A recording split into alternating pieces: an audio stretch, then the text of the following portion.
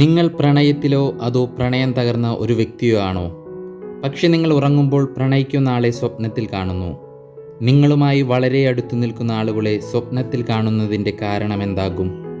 അപ്പോൾ ഒരു ചോദ്യം മനസ്സിലേക്ക് വരാം. അവർ എന്നെക്കുറിച്ച് ചിന്തിക്കുന്നത് കൊണ്ടാണോ ഞാൻ അവരെ സ്വപ്നം കാണുന്നത്? അല്ലെങ്കിൽ ഇതെന്തെങ്കിലും ഒരു സൂചനയോ നല്ലതോ ചീത്തയോ ആയ എന്തെങ്കിലും കാര്യം നടക്കാൻ പോകുന്നുണ്ടോ? സോഷ്യൽ മീഡിയയിൽ ഇതിനെക്കുറിച്ച് ആയിരക്കണക്കിന് കഥകളുണ്ട്. പക്ഷേ നമ്മുടെ സ്വപ്നത്തിൽ ചില വ്യക്തികൾ വരുന്നത് എന്തുകൊണ്ടാണെന്ന് സൈക്കോളജി പറയുന്നത് കേൾക്കാം. പ്രണയിക്കുന്ന വ്യക്തി വീണ്ടും വീണ്ടും സ്വപ്നത്തിൽ വരുന്നതിൻ്റെ കാരണവും പ്രണയിക്കുന്ന ആളെ സ്വപ്നം കാണുന്നതിൻ്റെ യഥാർത്ഥ സൈക്കോളജിയും അതിനോടൊപ്പം സ്വപ്നങ്ങൾ നിങ്ങളുടെ മനസ്സിനെക്കുറിച്ച് പറയുന്ന ചില ഞെട്ടിക്കുന്ന സത്യങ്ങളെയും കുറിച്ച് ഈ വീഡിയോയിലൂടെ നിങ്ങളുമായി പങ്കുവയ്ക്കാം. വീഡിയോ അവസാനം വരെ കണ്ടാൽ സ്വപ്നത്തിൽ ആ വ്യക്തികളെ എന്തുകൊണ്ട് കാണുന്നു എന്ന് നിങ്ങൾക്ക് മനസ്സിലാകും. So welcome to my channel Golden Thoughts. ആദ്യം നമുക്ക് സ്വപ്നം എന്താണെന്ന് നോക്കാം. നമ്മുടെ ബ്രെയിൻ ദിവസത്തിൽ അനുഭവിച്ച കാര്യങ്ങളും ഓർമ്മകളും വികാരങ്ങളും ഉറക്കത്തിനിടെ ക്രമീകരിക്കുന്ന ഒരു പ്രക്രിയയുടെ ഭാഗമായാണ് നമ്മൾ സ്വപ്നം കാണുന്നത്. പ്രത്യേകിച്ച് ഗാഢമായ നിദ്രയിലാണ് വ്യക്തമായ സ്വപ്നങ്ങൾ ഉണ്ടാകുന്നത്. അപ്പോൾ ബ്രെയിൻ പഴയ ഓർമ്മകളെയും അനുഭവങ്ങളെയും പൂർത്തിയാകാത്ത വികാരങ്ങളെയും തമ്മിൽ ബന്ധിപ്പിക്കാൻ ശ്രമിക്കുന്നു. അതിനാലാണ് ചില ആളുകൾ സ്വപ്നത്തിൽ വീണ്ടും വീണ്ടും വരുന്നത്. ഇനി പറയാൻ പോകുന്ന കാരണങ്ങൾ കേട്ടാൽ നിങ്ങളുടെ സ്വപ്നങ്ങളുടെ അർത്ഥം നിങ്ങൾക്ക് മനസ്സിലാകും. ഇതിനുള്ള ഒന്നാമത്തെ റീസൺ എന്ന് പറയുന്നത് ഇമോഷണൽ അറ്റാച്ച്മെൻറ്റ്. ഒരാളെ നമ്മൾ ആഴത്തിൽ സ്നേഹിക്കുമ്പോൾ ആ വ്യക്തിയെക്കുറിച്ചുള്ള ഓർമ്മകൾ ബ്രെയിനിൽ ശക്തമായി സൂക്ഷിക്കപ്പെടുന്നു.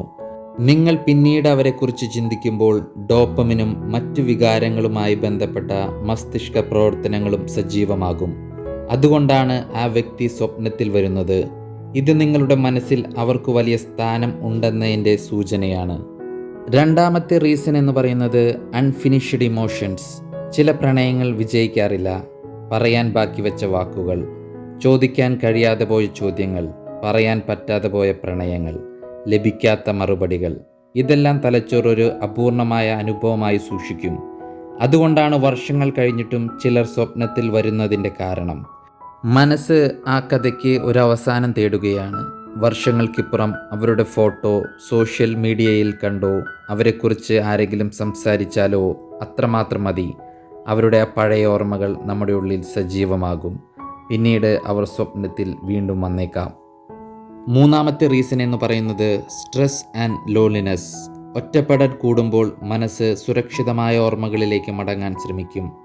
ഒരിക്കൽ നമ്മെ സന്തോഷിപ്പിച്ച ആളുകൾ, അവർ പകർന്നു തന്ന സ്നേഹം, ഇന്ന് അവർ നമ്മോട് കൂടെ ഇല്ലെങ്കിലും സ്വപ്നങ്ങളിൽ അവർ വീണ്ടും പ്രത്യക്ഷപ്പെടും. ഇത് വളരെ സാധാരണമാണ്.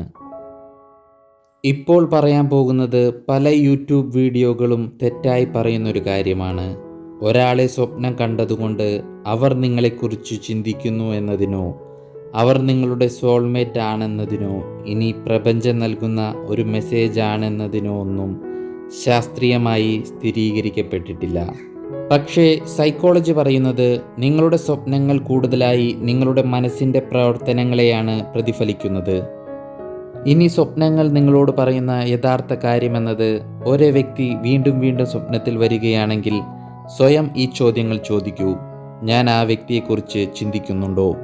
അവരെ ശരിക്കും മിസ് ചെയ്യുന്നുണ്ടോ? അല്ലെങ്കിൽ അവരോടൊപ്പം ഉണ്ടായിരുന്ന ജീവിതത്തെയാണോ ഞാൻ മിസ് ചെയ്യുന്നത്? ഈ ചോദ്യങ്ങൾക്ക് നിങ്ങൾ കണ്ടെത്തുന്ന ഉത്തരമാണ് യഥാർത്ഥത്തിൽ അവർ സ്വപ്നത്തിൽ വരുന്നതിൻ്റെ കാരണവും. സ്വപ്നങ്ങൾ പലപ്പോഴും മറ്റൊരാളെക്കുറിച്ചല്ല, നമ്മളെക്കുറിച്ചാണ് കൂടുതൽ പറയുന്നത്. നമ്മുടെ ബ്രെയിനും മൈൻഡും അതിൽ പ്രധാന പങ്ക് വഹിക്കുന്നു. ഇന്നത്തെ ഈ ചെറിയ വീഡിയോ നിങ്ങൾക്ക് ഇഷ്ടമായെങ്കിൽ ലൈക്ക് ചെയ്യൂ.